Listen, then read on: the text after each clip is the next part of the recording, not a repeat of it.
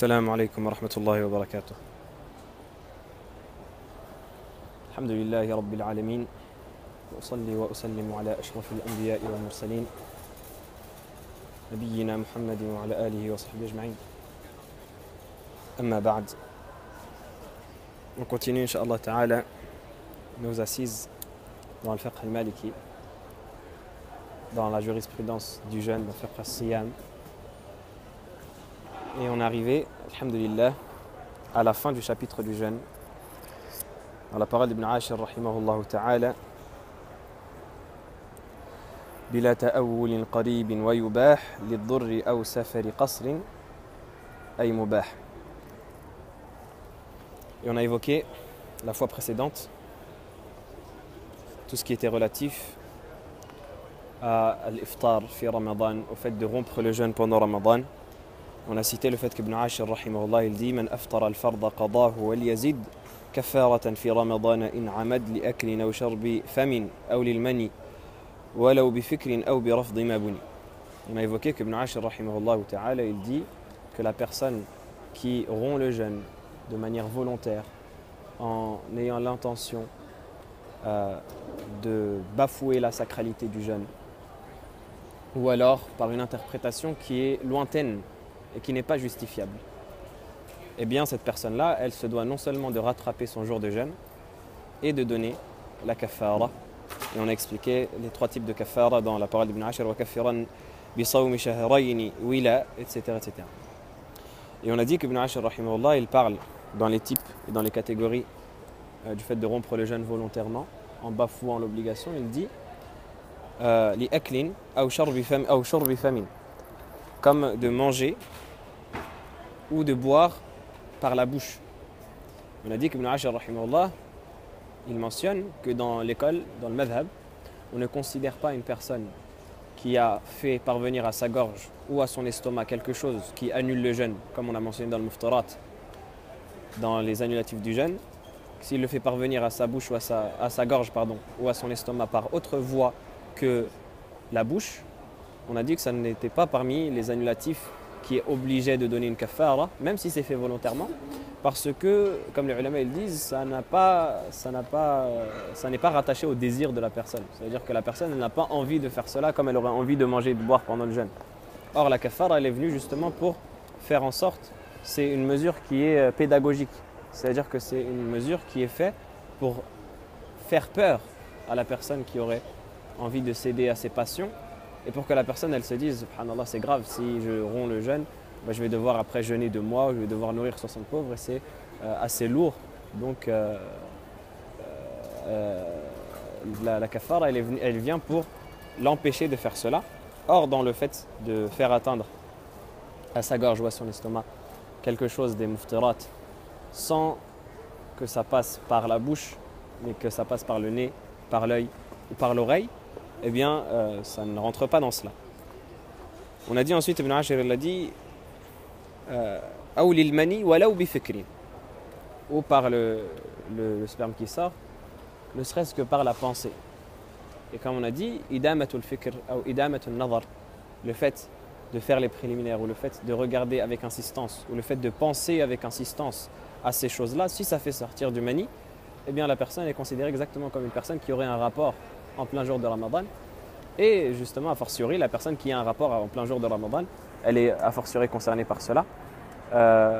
Comme il est mentionné expressément dans le hadith, et il n'y a pas de divergence à ce sujet, qu'elle doit donner, en plus du rattrapage, une kafara.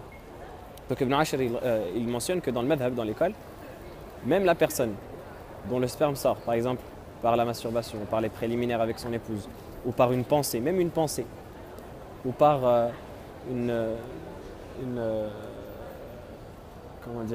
un regard qui soit insistant, eh bien cette personne-là, son jeûne est invalide et elle doit donner la kafara. On a dit donc ça exclut la personne dont le mani il sort sans qu'elle le veuille, comme la personne qui est malade. Ou alors imaginons qu'une personne, d'un coup elle a une pensée et sans qu'elle ne se contrôle, eh bien il y a du mani qui sort. Et bien sûr on parle de instantanément. On ne parle pas, les gens, il ne faut pas que les gens ils jouent avec ces règles-là qui sont évoquées par les ulama et qu'ils commencent à penser, et après, quand ça vient, ils disent « Ah bah subhanallah, je ne me contrôlais pas ». Non, on parle de la personne qui vraiment ne pensait à rien et instantanément une pensée surgit dans son esprit et quelque chose sort. Mais vraiment dans la seconde, eh bien cette personne-là, son jeûne est toujours valide et n'est pas concerné par la parole d'Ibn Ashir. Et bien entendu, on a mentionné précédemment que la personne qui fait les préliminaires ou qui regarde ou qui pense et qu'elle sait que rien ne sort d'elle, eh bien c'est détestable pour elle de toucher ou de voir, etc. C'est détestable pour elle parce que ça peut la pousser à commettre cela. Ça peut la pousser à sortir de son jeûne. Les cours qui ont été précédemment faits, ils sont disponibles sur YouTube et sur Facebook. Vous aurez les liens, Inch'Allah, sur Twitter. Donc, on a dit également, parmi les choses qu'Ibn Ashir ici a mentionné comme étant des annulatifs, le fait que la personne elle rejette son intention de jeûne, même si elle continue à jeûner, ça c'est important. Même si la personne elle continue à jeûner, elle arrive le matin après qu'elle ait prié le Fajr et elle dit bon bah moi je ne veux plus jeûner. Même si elle s'abstient de manger et de boire jusqu'à la fin de la journée, eh bien son jeûne n'est pas valide, elle se doit de le rattraper et en plus de donner une kafara si elle l'a annulé volontairement. Donc ça c'est, on a dit, pour la personne qui le fait volontairement, en ayant l'intention de bafouer le principe du jeûne et la sacralité du jeûne, ou alors pour la personne qui a une interprétation qui est lointaine. Et on a cité parmi les interprétations lointaines un exemple pour nous rafraîchir la mémoire. La femme par exemple qui dit tous les mois, moi j'ai mes règles le 15 du mois, et donc qui arrive le matin du 15 du Ramadan alors qu'elle n'a pas ses règles et qu'elle rompt son jeûne. Comme ils disent nos frères algériens, washaddak. Qu'est-ce qui t'a poussé à faire cela? Il n'y a rien qui te permet de faire cela alors que tu n'as pas encore vu la chose qui te permet de ne pas jeûner. Tu n'as pas encore eu cette chose-là. Donc, pourquoi est-ce que tu anticipes les choses? Pareil pour la personne qui dit tous les mois je tombe malade à telle date, etc. etc. On a dit, donc Ibn Ashir, quand il a dit Bila ta'awwulin qarib, il exclut l'interprétation qui est proche, les erreurs que la personne elle peut commettre et qui sont excusables et qui sont compréhensibles. Comme la personne par exemple qui arrive le matin du Fajr par exemple et qui n'est pas en état de pureté, que ce soit une femme qui est en état de hayd ou un homme qui est en état de janaba, qui arrive le matin du jeûne et qui ne s'est pas purifié. Ça veut dire que la femme par exemple elle a perdu ses menstrues avant le Fajr, mais elle n'a pas eu le temps de se laver et donc elle pense par ignorance que son jeûne n'est pas valide, donc elle mange et elle boit. Et dans cette personne-là, c'est un ta'wil qarib, c'est une interprétation proche, et c'est une erreur. Et comme le prophète sallallahu alayhi wa sallam dit, Inna Allah tajawaza an ummati khata'a wa nisyana wa mastukrihu alayhi. Allah a pardonné à ma communauté l'erreur, l'oubli et ce qu'ils font sous l'effet de la contrainte. Donc vous comprenez à partir de là la différence qu'il y a entre la personne qui a un ta'awul qarib, qui fait cela par erreur, ou la personne qui a un ta'awul ba'id, qui a une justification qui n'est pas valable et qui est lointaine. Donc Ibn Ashir, il dit la personne qui a un ta'awul qarib, qui a un ta'wil qarib, elle rattrape seulement le jour qu'elle a manqué. Et la personne qui a un ta'awul ba'id, cette personne-là, elle doit rattraper et donner la kafara. Donc quand on dit rattraper et donner la kafara, par exemple la personne qui va nourrir 60 pauvres, elle jeûne aussi un jour. Et la personne qui jeûne 2 mois, elle jeûne 2 mois et un jour. Elle jeûne 2 mois et un jour. Et la personne qui va libérer un esclave, elle libère un esclave et elle jeûne un jour. Donc il n'y a pas de distinction à faire entre donner la kafara et plutôt il y a une distinction à faire entre donner la kafara et jeûner le jour qu'on a manqué. Il n'y a pas qu'un seul vol. Taïb. On a dit, ensuite on s'était arrêté à la parole où Ibn Ashir il dit wa yubah lid-durri aw safari qasrin ay mubah. Donc wa yubah, ça signifie dans la langue et cela est permis. Qu'est-ce qui est permis? Le fait de rompre le jeûne. Pourquoi est-ce que c'est permis? Dans les cas où la personne elle a une nécessité. Quels sont les types de nécessités qui permettent de rompre le jeûne? Donc lui il commence déjà lid-durr, pour le mal, c'est-à-dire pour la personne qui par exemple est malade ou les personnes qui sont dans le même cas que le malade. Et ces personnes-là, on peut en donner 3 exemples, entre guillemets, qui sont les exemples principaux, qui sont le malade en lui-même, la personne qui est touchée par une maladie, qui l'empêche de jeûner, la femme qui est enceinte ou la femme qui allaite. Ces 3 personnes-là, elles sont Donc le malade, c'est le principal concerné par le jugement, mais la femme qui est enceinte et la femme qui allait, ce sont des branches subsidiaires du malade. Donc on va tout d'abord parler du malade, et ensuite on va parler des autres cas. Le malade, vous savez que un malade qui ne peut pas jeûner, ça se divise en deux cas. On a des maladies qui sont incurables et qui empêchent à la personne de jeûner jusqu'à la fin de ses jours. Et on a des maladies qui sont temporaires. C'est-à-dire que la personne, par exemple, pendant Ramadan, elle tombe malade, elle attrape une grosse grippe qui l'affaiblit, ou alors elle attrape un virus qui l'affaiblit et elle ne peut pas jeûner. Et les médecins lui disent, tu ne peux pas jeûner. Donc ces personnes-là, elles se rejoignent dans le même jugement par rapport au jeûne de Ramadan, elles ne peuvent pas jeûner, mais après, dans le rattrapage, elles diffèrent. Donc, la première chose qu'on peut dire, c'est déjà que le malade, il lui est autorisé de rompre le jeûne à cause de sa maladie. Lorsque il a peur que le jeûne rajoute sa maladie, c'est-à-dire que le jeûne fasse empirer sa maladie, ou alors qu'il prolonge sa maladie. C'est-à-dire que, par exemple, la personne, elle peut guérir en une semaine. Mais les médecins lui disent, si tu prends un traitement, des médicaments, tu peux guérir en une semaine, bi'ibnillah, par la permission d'Allah, bien entendu. Mais ils lui disent, si tu ne prends pas ton traitement, eh bien, ça peut durer 2 ou 3 mois. Ou alors ils lui disent, et ça arrive souvent dans les maladies, par exemple, ils disent à la personne, si tu ne prends pas ton traitement tout de suite, c'est-à-dire que si tu ne t'empresses pas à guérir ta maladie et tu ne prends pas ton traitement tout de suite, alors la maladie va s'aggraver et ce sera plus difficile de la soigner. Ça, c'est très fréquent et les personnes qui ont un lien avec le milieu médical savent de quoi on parle, c'est quelque chose qui est très fréquent. Donc si la personne est dans ce cas, il lui est autorisé de rompre le jeûne. On dit bien autorisé. C'est-à-dire que son jeûne, si elle le fait, est valide, comme on a mentionné dans les premiers cours, mais il lui est autorisé de rompre le jeûne. Mais la personne qui, si elle jeûne, les médecins lui disent, si tu jeûnes, tu vas attenter à ta santé. C'est-à-dire que tu vas nuire à ta santé, de sorte à ce que soit tu peux risquer la mort, ou alors tu peux risquer une très très grave nuisance ou un grave handicap. Comme par exemple le fait de perdre un de ses membres, que ce soit, ou un de ses sens par exemple. Donc à ce moment-là, il est obligatoire pour la personne de rompre le jeûne. Donc il faut distinguer deux cas par rapport au malade. Le cas où la personne, on lui dit, jeûner va t'affaiblir considérablement, ou alors va rajouter ta maladie. Va rajouter dans ta maladie, que ce soit en elle-même, l'aggraver, ou alors dans le temps qu'il lui faut pour guérir. Eh bien, à ce moment-là, il lui est autorisé de rompre le jeûne, comme Allah subhanahu wa ta'ala dit dans le verset, فَمَنْ كَانَ مِنْكُمْ مَرِيضًا أَوْ عَلَى سَفَرٍ فَعِدَّةٌ مِنْ أَيَّامٍ أُخَرَ. Celui d'entre vous qui est malade ou qui est d'entre vous qui est malade ou qui est en voyage, il rattrapera le jeûne dans d'autres jours. Et la personne, donc le deuxième cas, c'est la personne qui, les médecins lui disent, si tu jeûnes, tu vas risquer la mort ou alors risquer un très grave handicap ou une très grave cause, un très grave effet, pardon. Et bien à ce moment-là, il est obligatoire de jeûner, de rompre le jeûne, et jeûner pour lui est interdit. Ça, c'est pour le malade. Ensuite, vient en branche du malade la femme qui allaite et la femme qui est enceinte.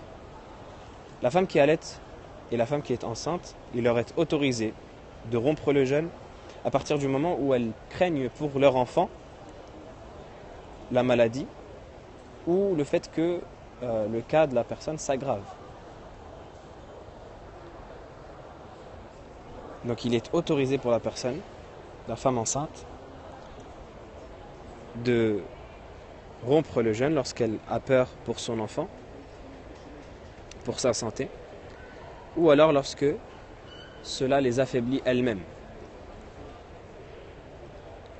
Et il est obligatoire pour elles de rompre le jeûne si elles ont peur, donc la femme enceinte et la femme qui allaite, elles ont peur pour leur enfant qu'il meure, ou alors qu'il soit touché par une grande et une grave maladie, comme on a mentionné précédemment, le fait qu'il perde un de ses sens ou qu'il soit handicapé, etc.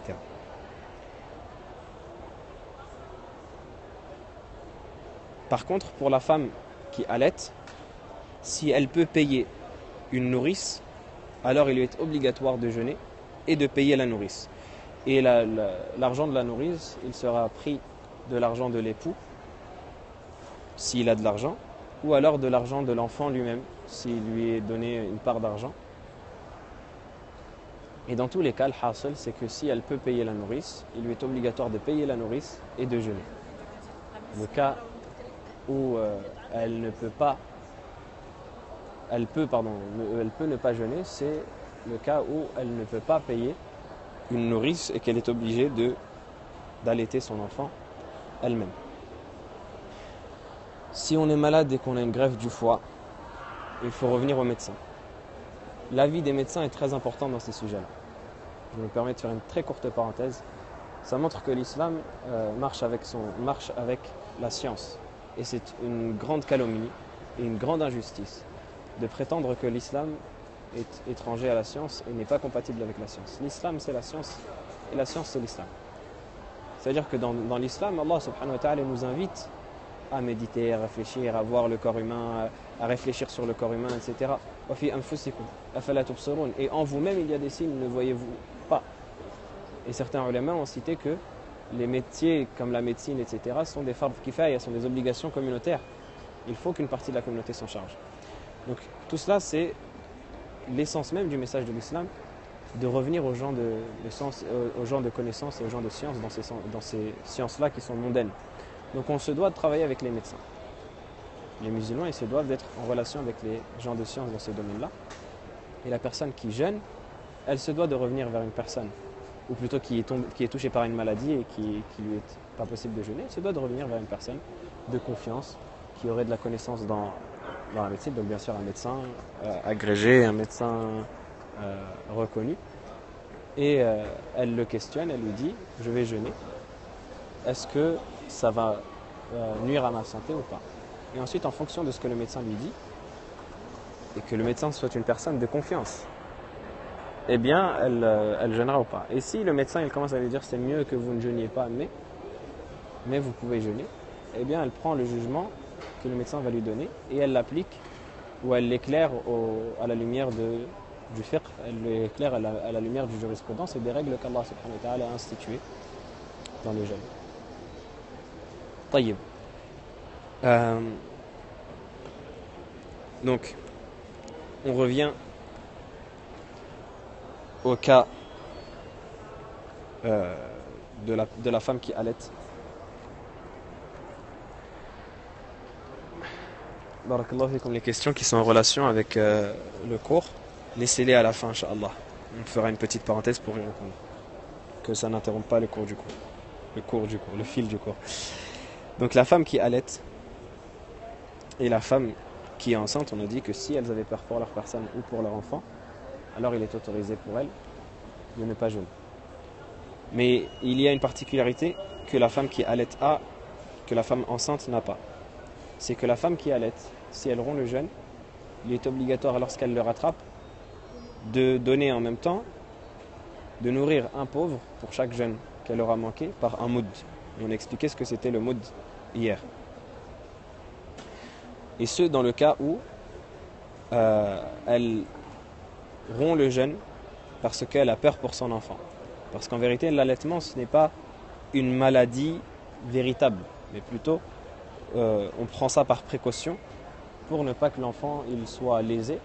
Et elle, ensuite, elle rattrape en donnant un moud de nourriture à un pauvre pour chaque jour de jeûne manqué. Donc si elle a manqué tout le mois, elle nourrit 30 pauvres avec un moud pour chaque pauvre. Et si elle a manqué par exemple 10 jours, les 10 jours de la fin du mois, eh bien, elle donne 10 jours, elle nourrit 10 pauvres avec 10 moods, etc., etc. Quant à la femme enceinte, il ne lui est pas obligatoire de donner cette expiation-là, cette nourriture-là, parce qu'elle est considérée comme une véritable malade. Et la personne qui est âgée, Ça également, ça rentre dans notre sujet. C'est une annexe de la personne qui est malade. La personne qui est âgée, qui ne peut pas jeûner, eh bien, il a le même jugement que le malade. C'est-à-dire que si les médecins lui disent « vous pouvez jeûner, mais ça risque de vous causer du tort ou de vous affaiblir », eh bien son jeûne, il est valide. S'ils lui disent « jeûner, ça va vous affaiblir réellement ou ça va augmenter les maladies que vous avez », eh bien à ce moment-là, il lui est autorisé de ne pas jeûner. Il lui est également autorisé de jeûner toujours. Et si les médecins lui disent « si vous jeûnez, vous pouvez mettre votre personne en danger de mort », eh bien à ce moment-là, il sera interdit pour lui de jeûner et il lui sera obligatoire de ne pas jeûner. Et il lui sera recommandé seulement, écoutez bien, il lui sera recommandé seulement de donner à la place de son jeûne une fidya, de nourrir pour chaque jour de jeûne manqué un pauvre. Il lui sera recommandé seulement, ce n'est pas obligatoire pour la personne âgée qui ne peut pas jeûner de donner une fidya, de donner une nourriture pour chaque jour de jeûne manqué. C'est seulement recommandé dans l'école. Et c'est la même chose également pour la personne qui est malade et qui n'espère pas de guérison, qui a une maladie incurable. Cette personne-là, il lui est recommandé également de donner à manger pour chaque jour de jeûne qu'elle aura manqué. Taïb, est-ce que tout cela c'est compris?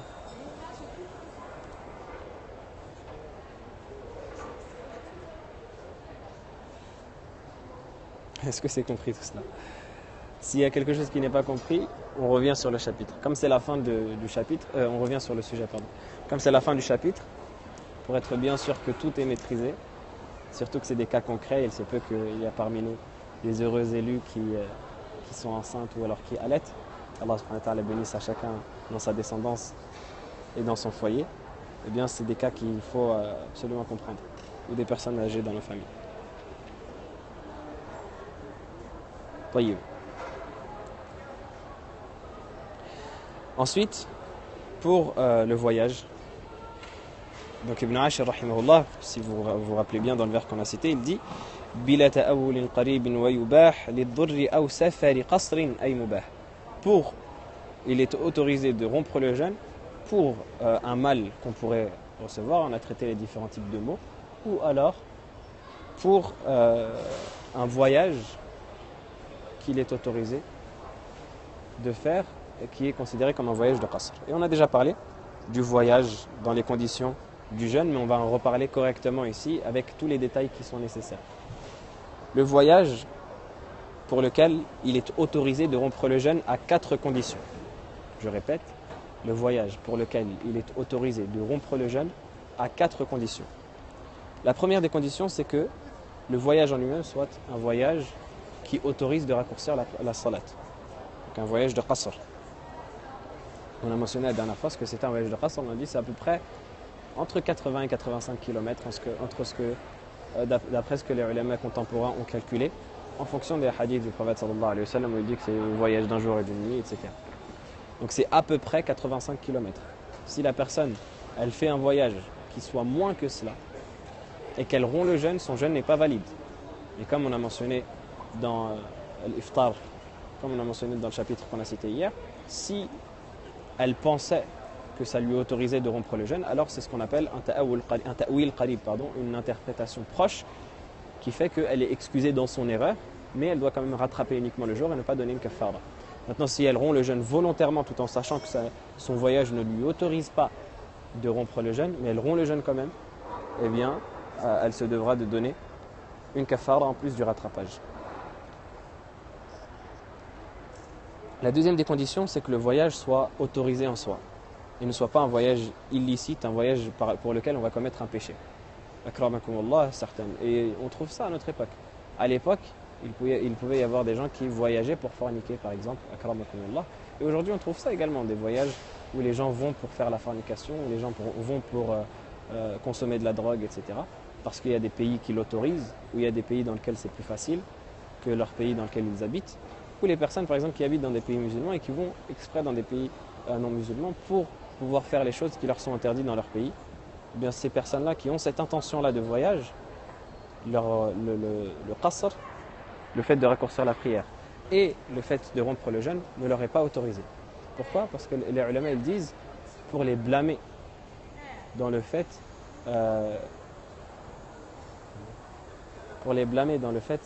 qu'ils aient fait un voyage de péché, qu'ils aient fait un voyage de désobéissance.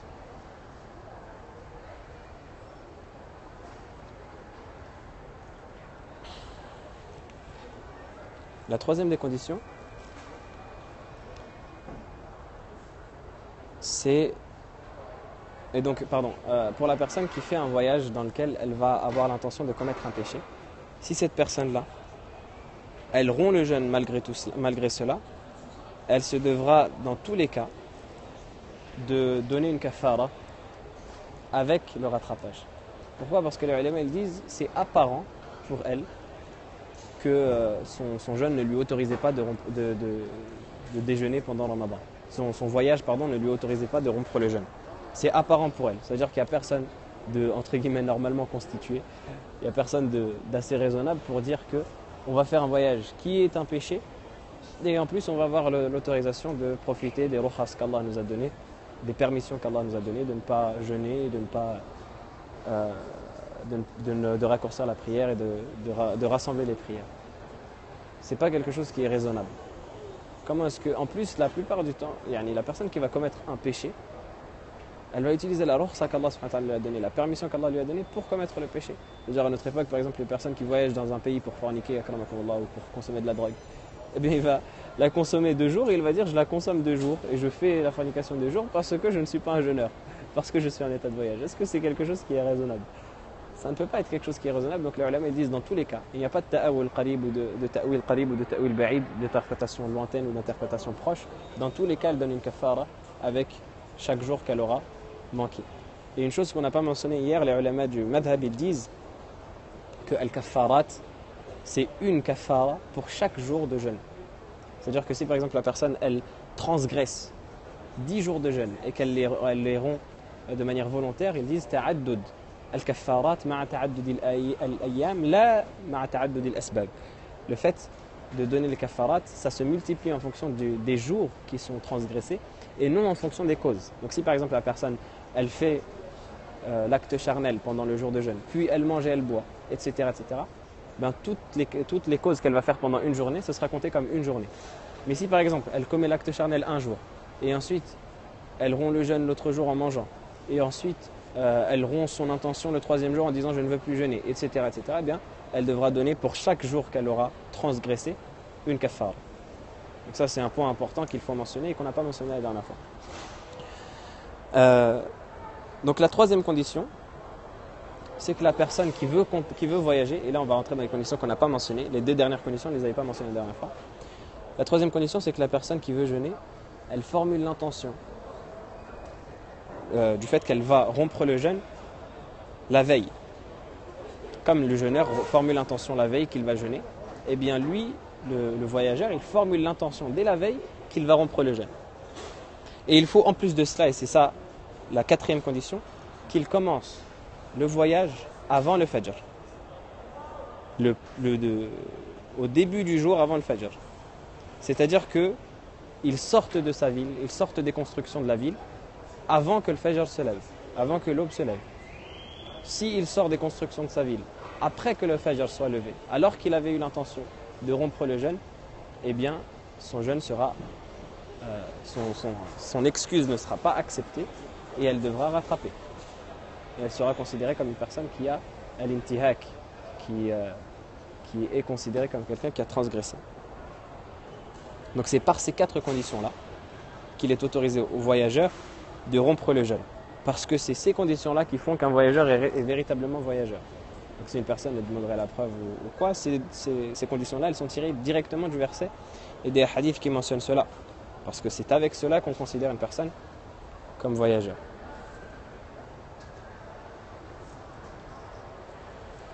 Et s'il n'a pas l'intention de jeûner la veille, mais qu'il jeûne quand même, son jeûne n'est pas valide parce qu'on a cité que les 2 piliers du jeûne, c'est al-niyatul jazima. Al-niyatul jazima ma'at-tabit, le fait d'avoir une intention ferme tout en la gardant, tout en la formulant la veille. Donc si elle a une intention qui est douteuse, qui n'est pas ferme, eh bien son jeûne n'est pas valide. Donc si la personne elle a l'intention la veille de rompre le jeûne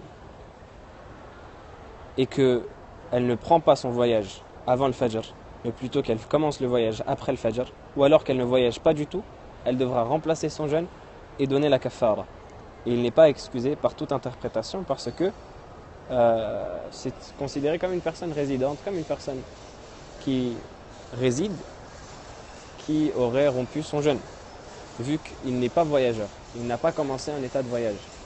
Également, la personne qui voyage après le Fajr, elle n'est pas considérée comme voyageur dans sa journée. Et si il a l'intention de jeûner et que le Fajr se lève alors qu'il a l'intention de jeûner, que ce soit au cours de la journée ou pendant la journée, et qu'ensuite il rompt le jeûne, eh bien il lui est obligatoire de remplacer son jeûne et de donner une kafara, et il n'est pas excusé non plus par toute interprétation qu'il ferait, parce que à partir du moment où il lui était autorisé de rompre le jeûne et qu'il a quand même voulu jeûner, eh bien il ne peut plus revenir en arrière. Parce que si on lui dit c'est autorisé pour toi de rompre le jeûne, et que lui il dit non je veux jeûner, et qu'ensuite il arrive la journée, il dit bah non finalement je ne veux pas jeûner, je veux rompre le jeûne, on va lui dire toi tu joues avec la religion, tu es un mutala'ib, tu es en train de jouer avec la religion et tu es en train de bafouer la sacralité du jeûne. Et le jeu avec la religion, c'est interdit, c'est quelque chose qui n'est pas autorisé. On ne peut pas jouer avec la religion. Et c'est là où vous comprenez que, véritablement, revenir à ces ulama rasikhin, que ce soit par le suivi d'une école ou par le fait de questionner des ulama dans chaque étape de notre pratique religieuse et dans chaque étape de notre cheminement vers Allah subhanahu wa ta'ala, ça nous met une rigueur dans notre religion. Les gens aujourd'hui qui font des fatwas que j'appelle les fatwas fast-food, ou qui se prennent leur religion sur internet, etc., et qui commencent à jouer avec leur religion, ces personnes-là, ils n'ont pas de rigueur dans la religion. Un jour, il va suivre un tel avis, et l'autre jour, il va vouloir suivre un autre tel avis, et bien il va suivre l'autre tel avis. Et un jour, il va prendre l'avis qui dit que c'est obligatoire de prier à la mosquée, et l'autre jour, quand il sera fatigué, il va prendre l'avis qui dit que c'est recommandé, c'est pas obligatoire. Et tel jour, il va prendre la roursa d'un tel, et tel jour, il va prendre la roursa d'un tel. Il va ouvrir la porte au jeu avec la religion, tala'u. Alors que si il prend les avis des ulama rasikhin ainsi, des ulama qui sont enracinés dans la science et qu'il les suit, eh bien, il verra une rigueur dans sa religion, une structure dans sa religion qui l'empêchera justement de commettre des bêtises comme celle-là. Donc la personne qui a l'intention de jeûner la veille d'un voyage et qui part pour son voyage avant le Fajr et ensuite qui arrive le jour du voyage, pendant le voyage, le matin du voyage par exemple ou à midi, qu'il voit qu'on lui dresse un repas, etc. Par exemple, un exemple tout simple. Une personne qui formule l'intention de jeûner le lendemain alors qu'elle prend l'avion la nuit. Et son vol, il dure par exemple, on va dire 9 heures. Et pendant qu'il est dans son avion, on lui sert un repas, un plateau repas, etc. Il ne s'y attendait pas. Et il voit, masha'Allah, on lui offre du jus et on lui offre des friandises, etc. Et lui, il se dit, bon, bah, quand même, je suis voyageur et c'est pas grave, etc., etc. Et il mange. Mais cette personne-là, il sera considéré comme si c'était une personne résidente qui a rompu volontairement son jeûne. Il est muntahik, il doit donner une kafara, comme on a cité, 2 mois de jeûne consécutifs, ou nourrir 60 pauvres avec un moud pour chaque pauvre, ou libérer un esclave. Et on a dit, le fait de nourrir les pauvres est meilleur.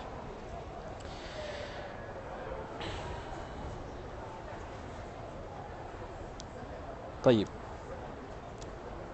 Et l'imam Malik, rahimahullah,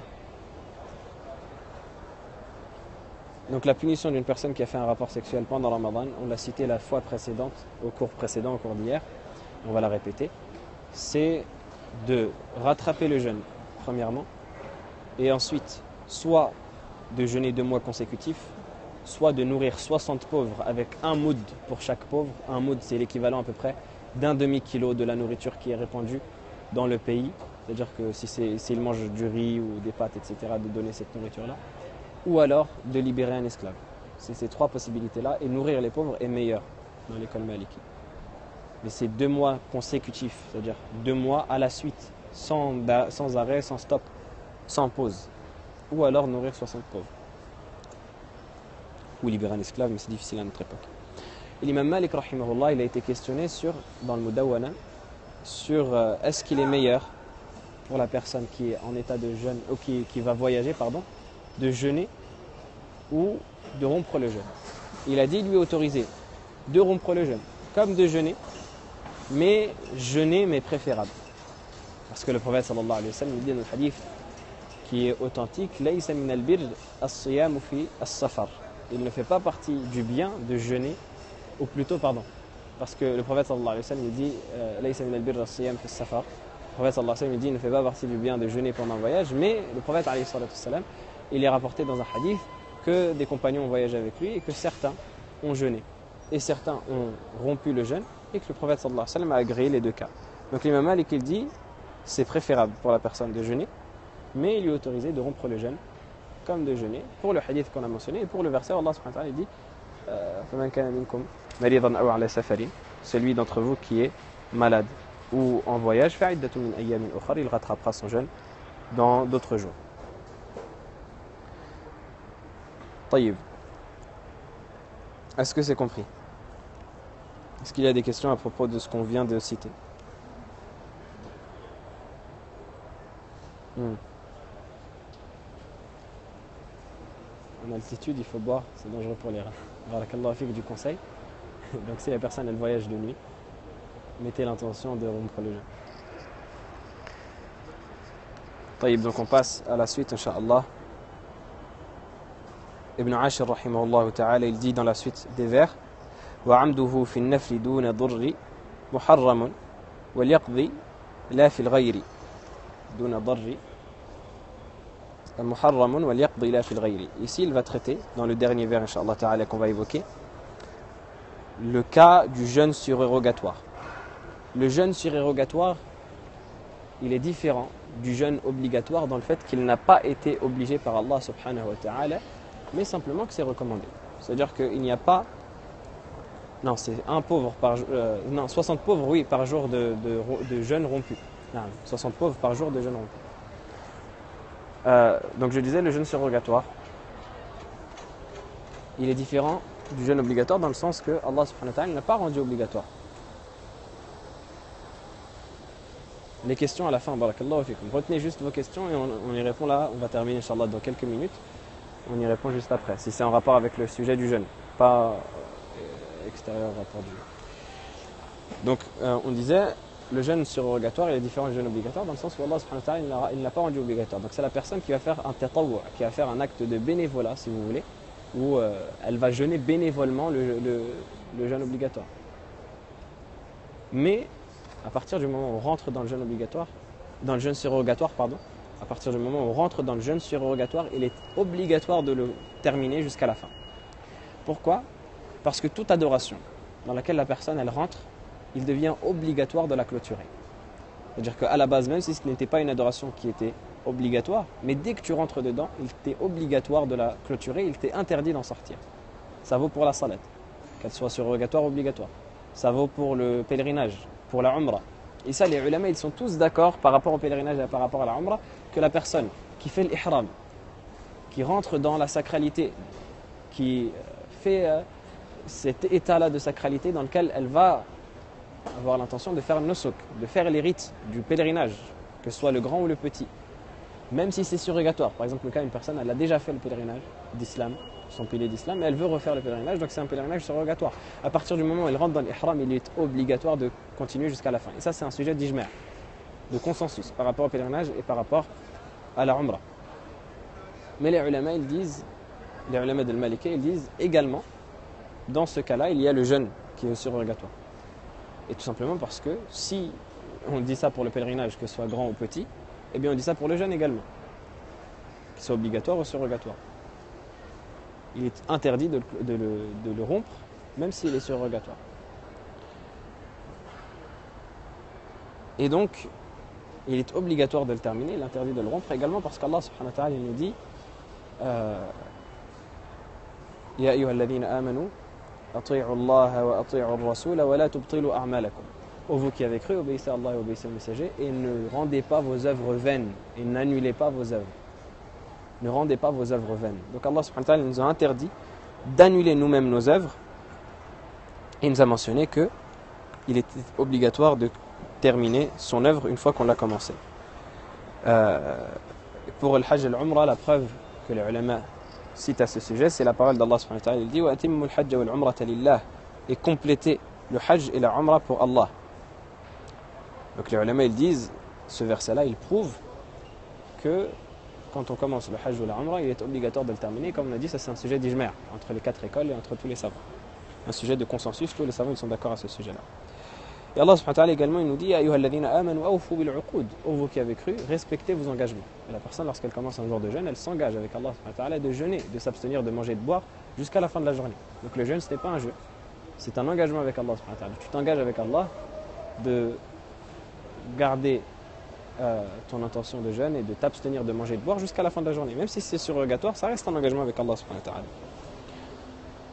Donc ça c'est pour le jeûne. Également, il y a un hadith que rapporte l'imam Malik, rahimahullah ta'ala, selon Aïcha et Hafsa, les deux femmes du prophète sallallahu alayhi wa sallam, أنهما أصبحتا صائمتين متطوعتين. Le hadith il dit que Aïcha et Hafsa, elles faisaient un jeûne surrogatoire. Et il leur a été offert une nourriture. فأهدي إليهما طعام.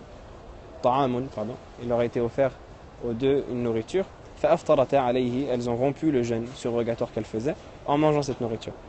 فدخل عليهما رسول الله صلى الله عليه وسلم. Le messager d'Allah صلى الله عليه وسلم est venu les voir. Et Aïcha رضي الله تعالى عنها dit فقالت حفصة وبدرتني بالكلام وكانت ابنة أبيها. Elle dit Hafsa, elle m'a devancé dans la parole. Donc elle a dit directement au prophète sallallahu alayhi wa sallam, ce que moi je voulais dire en me devançant dans la parole, وكانت ابنة أبيها. C'était la vraie fille de son père. Aïcha elle dit ça parce que Hafsa c'est la fille de Omar. Et Omar rahimahullah, radiyallahu ta'ala anhu, pardon, il était très courageux et très impulsif. Et quand il avait quelque chose à dire, il le disait directement. Donc Hafsa elle dit Ya Rasulallah, inni asbahtu ana wa Aïcha صائمتين متطوعتين فأهدي لنا طعام فأفطرنا عليه. Elle dit nous avons, moi et Aïcha, eu l'intention de jeûner le jour dans lequel nous sommes, et il nous a été offert une nourriture, et donc nous avons rompu le jeûne avec cette nourriture-là. Et le prophète sallallahu alayhi wa sallam, il a dit rattraper à la place de ce jeûne-là un autre jour de jeûne. Taïb. Et donc ça c'est pour la personne qui rompt le jeûne volontairement. Quant à la personne qui rompt le jeûne par oubli, s'il est surrogatoire, elle n'a pas à le rattraper, parce qu'il y a un hadith que rapporte Hani, la femme du prophète sallallahu alayhi wa sallam, ou plutôt, pardon, astaghfirullah, Hani, que Fatima, la fille du prophète sallallahu alayhi wa sallam, est venue et elle était proche à la gauche du messager sallallahu alayhi wa sallam, et Hani était à sa droite. Et donc Al-Hasil, Hani elle a reçu une boisson et elle a bu de cette boisson-là, et elle a dit au messager d'Allah, j'ai rompu mon jeûne alors que je jeûnais un jeûne surrogatoire. Et le prophète sallallahu alayhi wa sallam lui a dit, est-ce que tu étais en train de rattraper un jeûne obligatoire? Et elle dit non. Le prophète sallallahu alayhi wa sallam lui dit, fala yadurruki in kana tatawwu'an, et ce n'est pas grave si ton jeûne était surrogatoire. Et donc le ulama il dit, ça c'est pour la personne qui oublie. Le prophète sallallahu alayhi wa sallam il dit, ce n'est pas grave si c'était surrogatoire. Et les ulama ils disent également, il est autorisé de jeûner. Donc ça c'est, on a cité deux cas. On a cité premièrement le cas de la personne qui rompt volontairement. On a dit, cette personne-là, il lui est interdit de rompre son jeûne. Et si elle rompt le jeûne surrogatoire volontairement, elle se doit de le rattraper. Ça c'est premièrement. Deuxièmement, la personne qui rompt par oubli son jeûne surrogatoire, eh bien elle se doit de continuer le jeûne, mais elle ne devra pas le rattraper. Le troisième cas, c'est la personne qui jeûne un jeûne surrogatoire, mais elle reçoit une invitation importante. C'est-à-dire, par exemple, son père et sa mère, ils lui demandent de rompre le jeûne parce qu'ils l'invitent à manger. Et la personne, elle sait que si ils ne respectent pas leur invitation, eh bien ça va leur causer un mal, c'est-à-dire ça va leur faire mal au cœur, etc. Ou alors qu'une personne, par exemple de science, elle invite la personne qui jeûne un jeûne surrogatoire. Par exemple ton cheikh, ton professeur, il t'invite à déjeuner et tu sais que c'est un manque de respect si tu ne réponds pas à son invitation et tu as un jeûne surrogatoire. Alors les ulama disent pour ces cas exceptionnels-là, par respect pour les personnes qu'on a mentionnées, pour les pères biologiques, les pères et mères biologiques et pour le père spirituel qui est le professeur et le cheikh, ou la personne digne d'un rang, eh bien les ulama disent c'est autorisé de jeûner, de rompre le jeûne, pardon, de déjeuner, mais la personne elle devra remplacer son jeûne par un autre jour. Wallahu a'lam. Wa bihadha nakunu qad atmamna bifadli Allah ta'ala wa mannihi wa karamihi kitab as-sawm min matn ibn Ashir, et par cela on aura incha'Allah ta'ala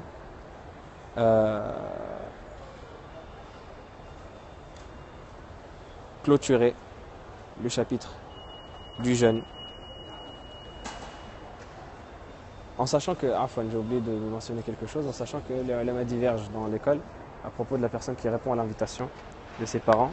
Est-ce qu'elle doit rattraper le jeûne ou pas? Certains disent qu'elle ne rattrape pas et d'autres qu'elle le rattrape. Wallahu a'lam. Donc on aura clôturé, Inch'Allah ta'ala, par cela le chapitre du jeûne. Et on demande à Allah subhanahu wa ta'ala qu'il accepte de nous. On demande à Allah subhanahu wa ta'ala qu'il nous facilite à accomplir ce mois-là de la meilleure des manières. Inch'Allah ta'ala, demain, ou alors dans les jours qui suivent, demain ou après-demain, on fera Inch'Allah une assise récapitulative de tout ce qu'on a mentionné pour réviser ensemble ces règles-là. Et ce sera Inch'Allah la dernière assise de ces assises-là. Et on essaiera Inch'Allah ta'ala également de motiver par les textes religieux qui sont cités à ce propos à l'accomplissement du jeûne et de montrer les récompenses du jeûneur. Alhamdulillahi Rabbil Alamin. Et on remercie Allah subhanahu wa ta'ala de la meilleure des manières qu'il se doit pour nous avoir facilité de clôturer ce chapitre-là. Et on demande à Allah subhanahu wa ta'ala qu'il nous permette de clôturer encore et encore les chapitres de cette merveilleuse science qui est tirée de sa parole et de ce qu'il a transmis à son prophète sallallahu alayhi wa sallam. Les questions de divorce, ce n'est pas pour moi. Les questions de divorce, c'est pour les ulama. S'il y a des questions en rapport avec le cours, ça c'est du devoir de la personne qui donne le cours de les expliquer, parce que les ulama ils disent la personne qui donne un cours, elle répond aux questions qui sont dans le cours, parce que ça peut être un sujet de shubha, un sujet d'ambiguïté, ou une chose que lui il aurait dit de travers qui n'a pas été compris. Il n'y a pas de souci, c'est juste pour clarifier. Mais par contre les sujets qui sont en dehors du sujet du cours, ce n'est pas des sujets qui m'appartiennent, en particulier sur des masaïl aussi compliqués que le divorce. Concernant son jeûne, si elle ne jeûne pas par faiblesse ou autre. Si elle n'éprouve pas le besoin de rompre le jeûne, alors elle jeûne. Al-Hamil, la femme enceinte, on a dit qu'il était autorisé pour elle de jeûner si elle a une difficulté au jeûne, ou alors que barakallahu fik, ou alors qu'elle ait peur pour son enfant. Inch'Allah ta'ala, il y aura des cours sur d'autres sujets.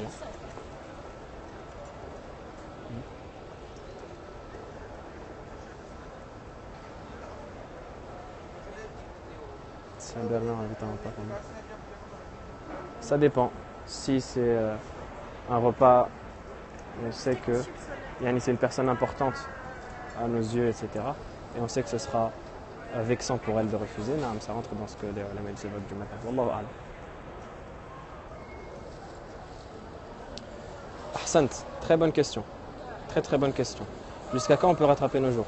On peut les rattraper jusqu'au prochain Ramadan. Et la personne qui ne rattrape pas, Ahsant, c'est une excellente question.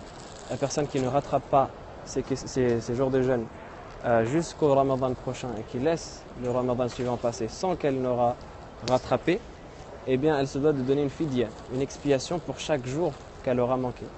Chaque jour dont elle aura manqué le rattrapage. Très très bonne question. Barakallahu fik. C'est-à-dire que si une personne par exemple, elle a des jours du Ramadan précédent à passer et qu'elle laisse ce Ramadan arriver sans les rattraper, eh bien elle devra donner une expiation pour chaque jour qu'elle aura manqué. Et je voyage, Inch'Allah ta'ala, juste après, donc je vous fais Je vous salue tous. Astaudi'akumullah, alladhi la tadi'u wada'i'uh. Je vous confie à Allah subhanahu wa ta'ala auprès duquel les défauts ne se perdent pas. Inch'Allah ta'ala. Je pars à l'aéroport d'Haneda, Inch'Allah, au Japon. Barakallahu fikum. Peut-être demain avec le décalage horaire, j'aurai le temps. Et Inch'Allah, si c'est pas demain, ce sera après-demain, Inch'Allah.